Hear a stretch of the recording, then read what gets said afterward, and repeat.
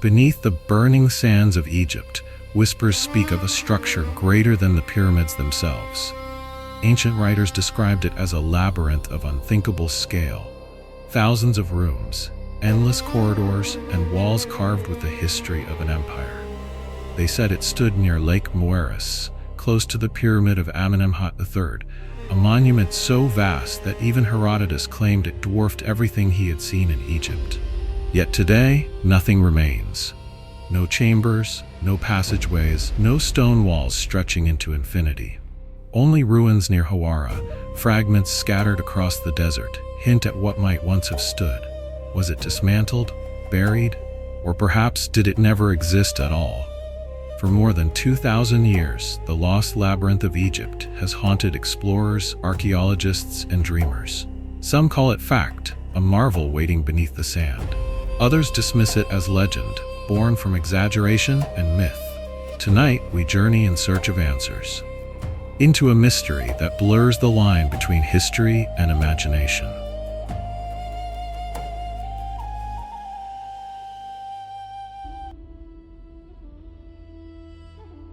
When the Greek historian Herodotus traveled through Egypt in the 5th century BCE, he recorded wonders that astonished even him.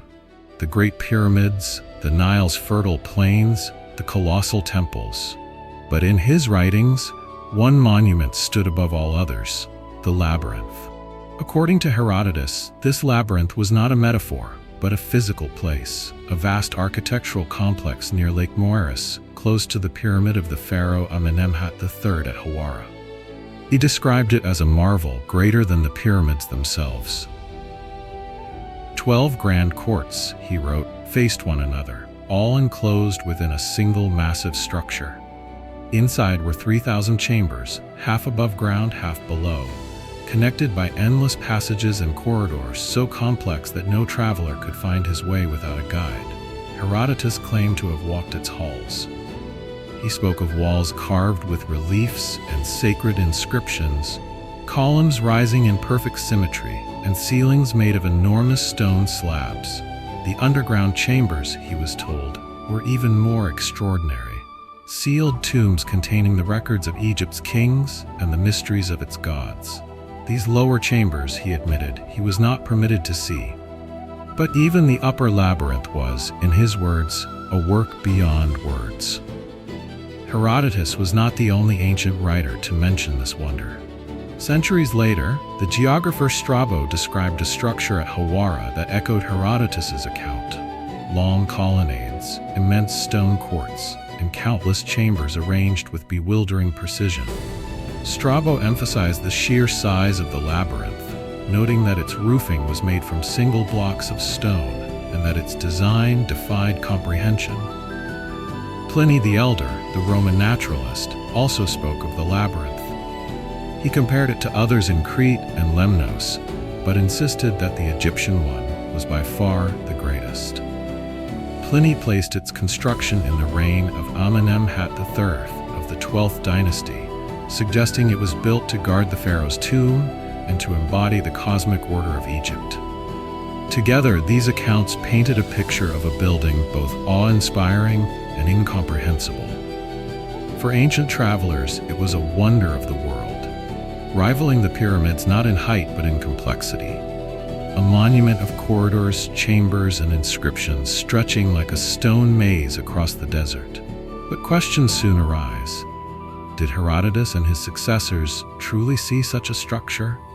Or were their words colored by exaggeration, misunderstanding, or myth? Critics point out that Herodotus often mixed observation with hearsay. He relied on local guides and priests who may have embellished the truth. The figure of 3,000 rooms could be symbolic rather than literal, a poetic way of expressing vastness. Strabo and Pliny, writing centuries later, may have drawn more from Herodotus than from their own eyes. Yet their testimonies are remarkably consistent. They all place the labyrinth at Hawara, near the pyramid of Amenemhat III. They all describe immense scale, endless chambers, and exquisite stonework. If it was only legend, why did so many ancient authors repeat it with such detail? Perhaps they saw fragments of a great structure, already damaged or dismantled, and their imaginations filled in the rest. Or perhaps the labyrinth truly existed, a masterpiece now lost beneath the sands of Fayum.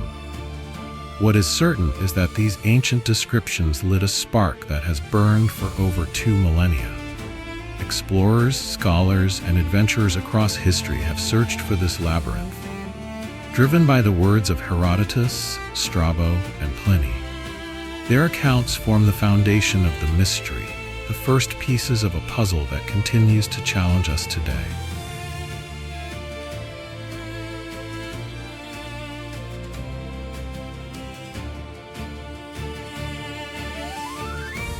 The words of Herodotus and Strabo left later generations with a tantalizing vision, a labyrinth greater than the pyramids, hidden in the sands of Egypt.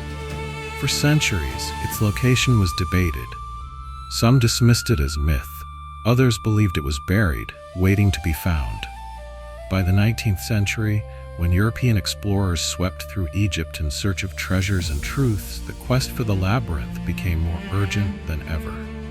In 1888, British archaeologist Flinders Petrie turned his attention to Hawara in the Fayum oasis near the pyramid of Amenemhat III. Here, ancient sources had placed the labyrinth. What Petrie found was puzzling.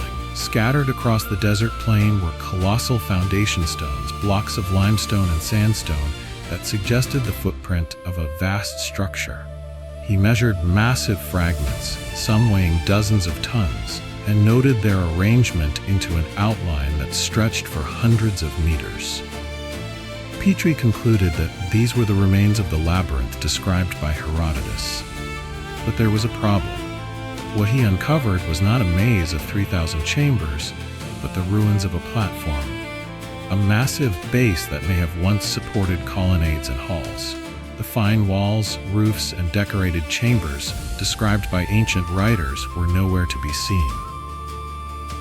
Other expeditions at Hawara echoed this frustration.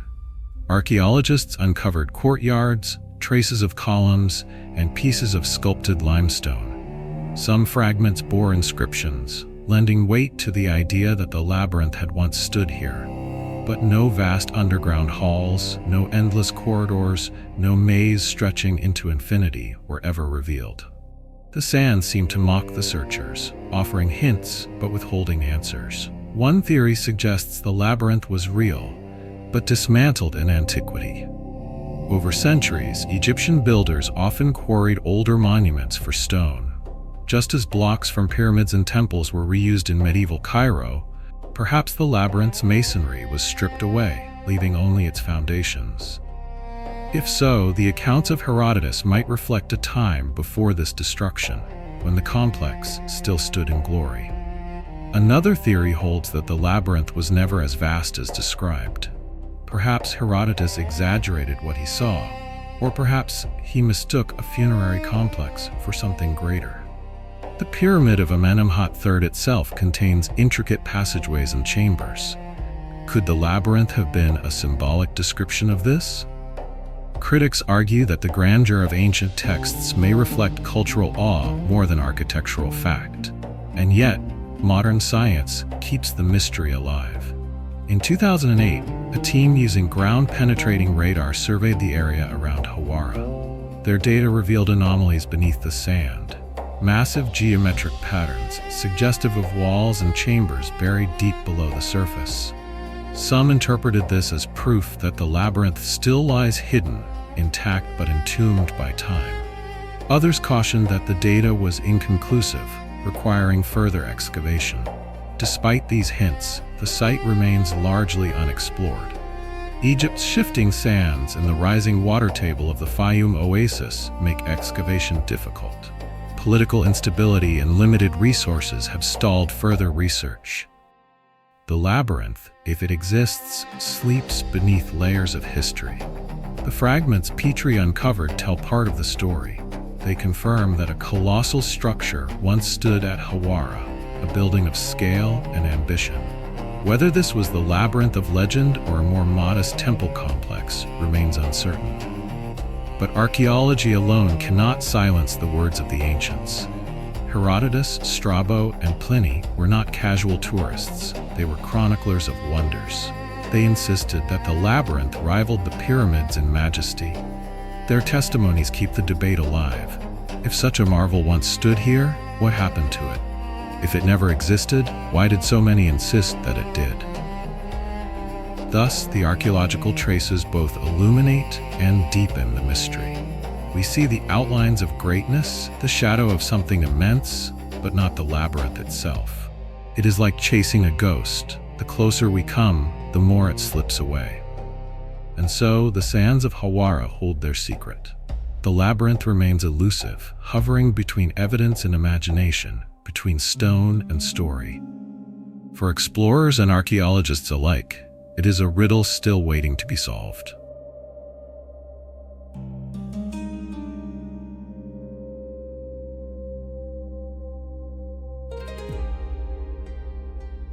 The ruins at Hawara offer tantalizing fragments, yet no clear proof.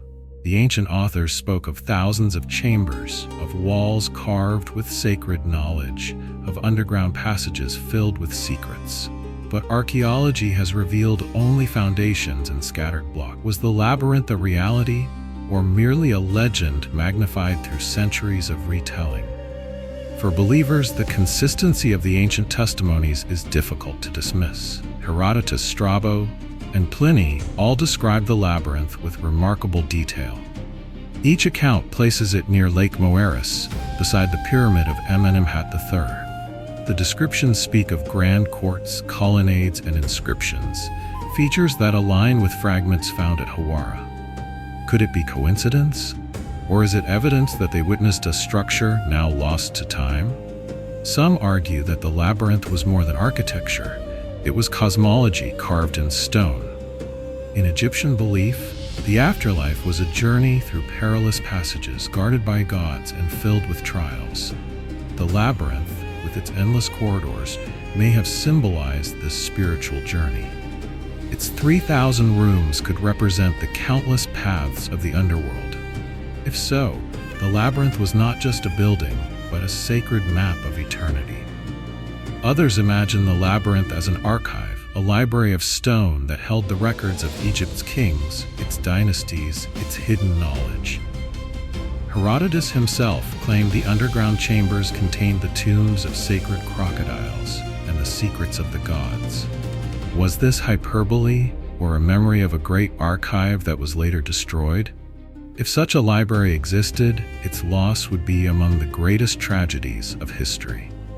Skeptics, however, view the labyrinth as myth. They note that ancient writers often embellish their accounts. Herodotus was not above repeating hearsay. Strabo and Pliny may have relied more on tradition than observation. In this view, the labyrinth was a tale told to inspire awe, perhaps exaggerating a smaller temple complex into something monumental.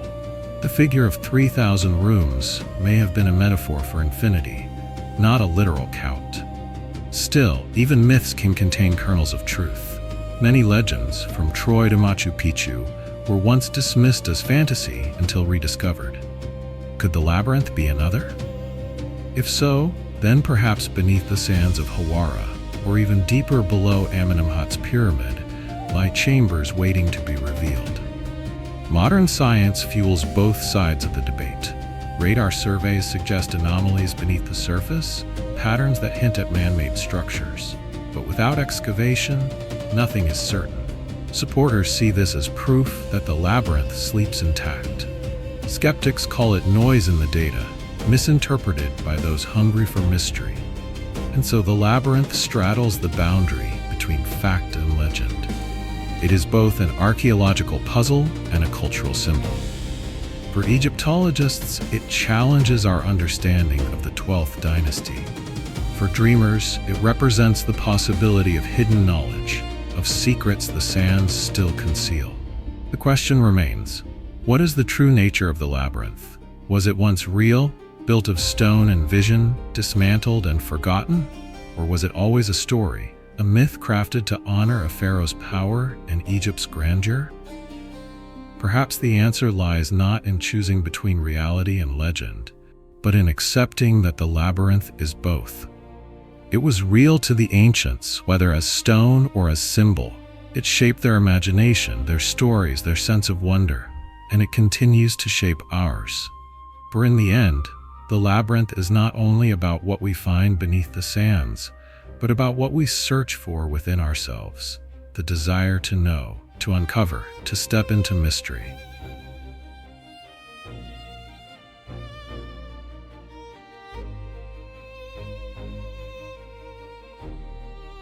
The labyrinth may lie in ruins, or perhaps only in imagination, but its legacy has endured for over 2 millennia. Each generation has reinterpreted the mystery, reshaping it to match its hopes, fears, and vision of the past. For some, the labyrinth is a symbol of knowledge lost. For others, it is evidence of human ingenuity waiting to be rediscovered. And for the boldest minds, it stands as proof of something far stranger. In the 19th and 20th centuries, explorers sought the labyrinth with almost religious fervor. Flinders Petrie's discoveries at Hawara fueled belief that the monument once existed. His sketches of colossal foundations entered textbooks as evidence of a great building, now dismantled. Later writers expanded on this, portraying the labyrinth as a treasure house of Egypt's history, an archive containing records stretching back to the dawn of civilization. In their telling, the sands of Fayum did not simply bury stone, but knowledge itself. Alternative historians took the story further. To them, the labyrinth was not only real, but connected to an advanced and forgotten civilization. They speculated that the underground halls might contain lost technologies, maps of the stars, or records from an age before the pharaohs.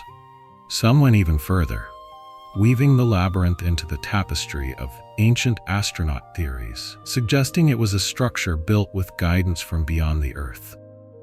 In their narratives, the labyrinth was not merely Egyptian but cosmic.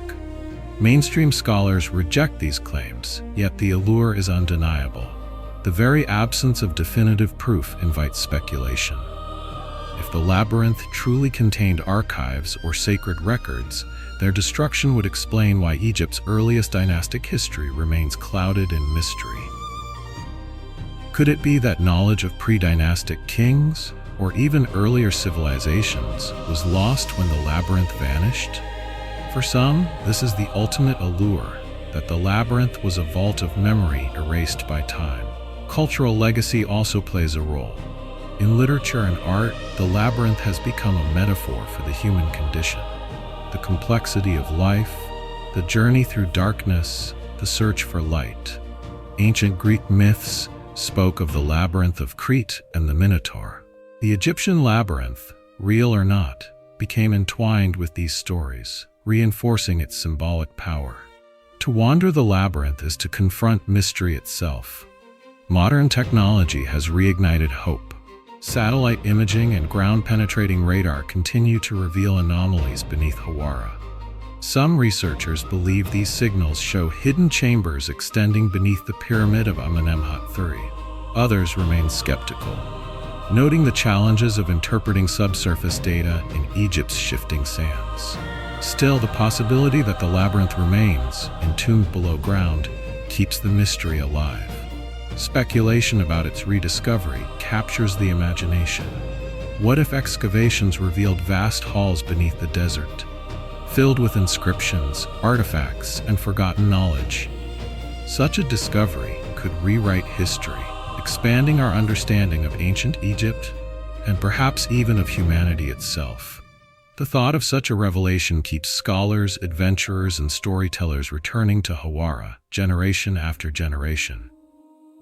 Yet perhaps the true legacy of the labyrinth is not in what is found, but in what it inspires. It is the spark of curiosity that drives us to dig deeper, to question, to imagine. It represents the human hunger for knowledge, the refusal to accept the limits of what we see. Whether fact or legend, the labyrinth has achieved immortality by living in the minds of those who seek it. And so, the legacy of the labyrinth is double-edged. It is history and myth, archaeology and speculation, stone and story. Even if the sands of Egypt never yield a single chamber, the labyrinth has already left its mark. It has shaped how we see the past and how we dream about what may still lie hidden beneath the surface of the earth.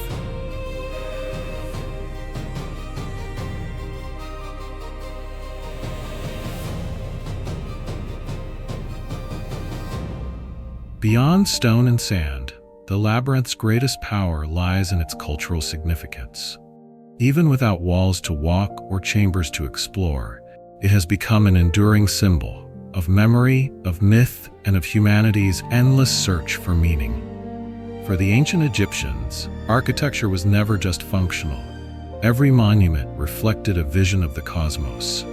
Temples embodied the order of creation, pyramids mirrored the rays of the sun, and tombs mapped the journey of the soul through the afterlife.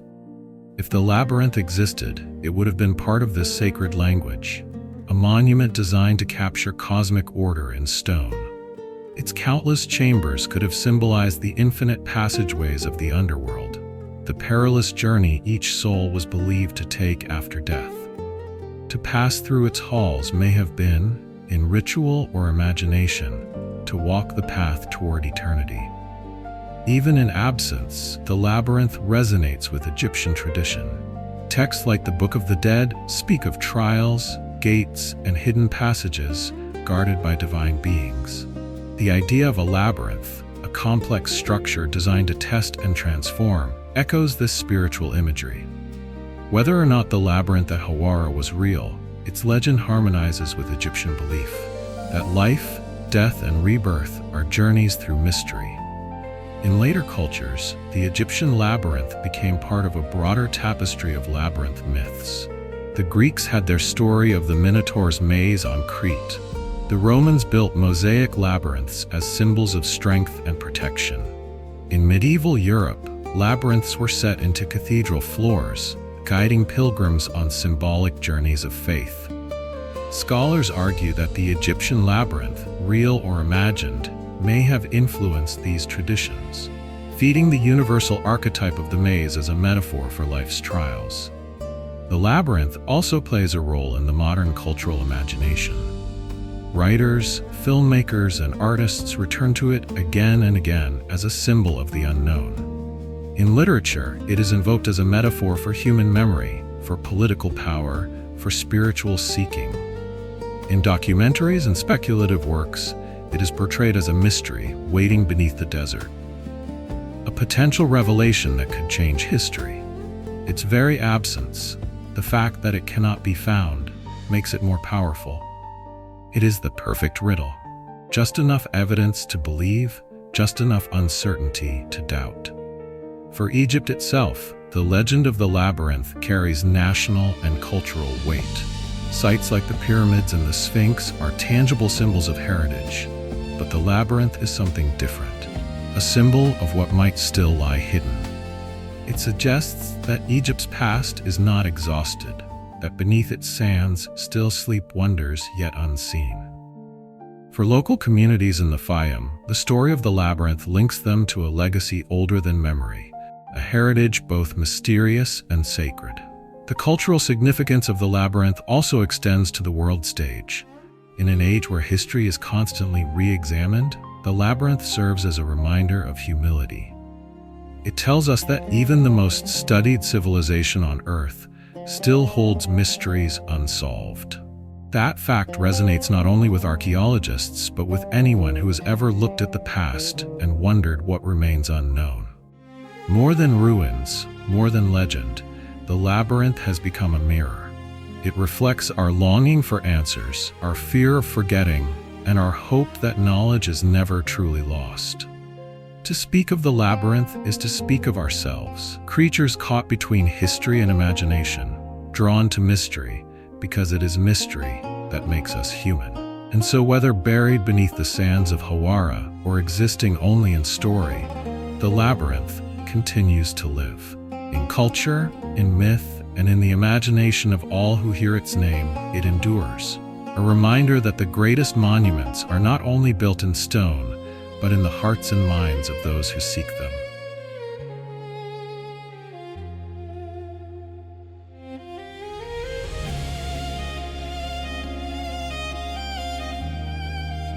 As the sun sets over the Fayum oasis, the desert cools and shadows lengthen across the pyramid of Amenemhat III. Somewhere nearby, Herodotus claimed there once stood a labyrinth so vast, so extraordinary, that it surpassed even the pyramids.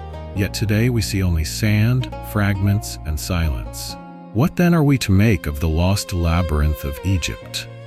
The evidence leaves us with more questions than answers. Ancient accounts from Herodotus, Strabo, and Pliny describe a monument of staggering complexity, a maze of chambers carved with sacred inscriptions. Archaeology at Hawara confirms that something enormous once stood there, its foundations stretching across the desert plain. Modern radar hints at structures still hidden below. And yet, the labyrinth itself remains elusive. If it truly existed, then we must imagine a masterpiece dismantled by time and quarrying, its stones carried away to build new monuments, its memory preserved only in text. If it never existed, then we must ask why so many respected ancient witnesses repeated the tale. Was it exaggeration, a metaphor mistaken for fact, or a symbol so powerful that it became reality in the minds of those who believed? The labyrinth confronts us with the limits of knowledge. Even in an age of satellites and scanners, the desert still guards its secrets. The sands of Hawara remind us that history is not a finished story, but a palimpsest, layers written and erased, waiting to be read again. To chase the labyrinth is to accept that some mysteries cannot yet be solved, and perhaps never will be. But that may be its greatest gift. Where mystery stirs imagination, it compels us to search, to dig, to question. The labyrinth has inspired explorers, archaeologists, writers, and dreamers for over 2,000 years. It stands as a testament not only to what may lie beneath the earth, but to the curiosity within the human spirit. In reflection, perhaps the labyrinth is not only about Egypt's past, but about ourselves. We, too, walk corridors of uncertainty, seeking light in the dark, searching for meaning in the maze of life.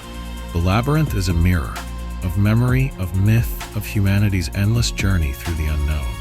So was it fact or legend? Perhaps both. Perhaps the labyrinth was once stone and chamber, dismantled and forgotten. Or perhaps it has always lived in story, a construct of imagination as enduring as any monument. Either way, its power is undeniable. For as long as the question remains, the labyrinth is alive. And so we leave the sands of Egypt with no final answer, only wonder. Beneath the desert sky, as stars above the Fayum, the labyrinth remains, hidden, silent, eternal. Not just a ruin to be uncovered, but a riddle to be remembered.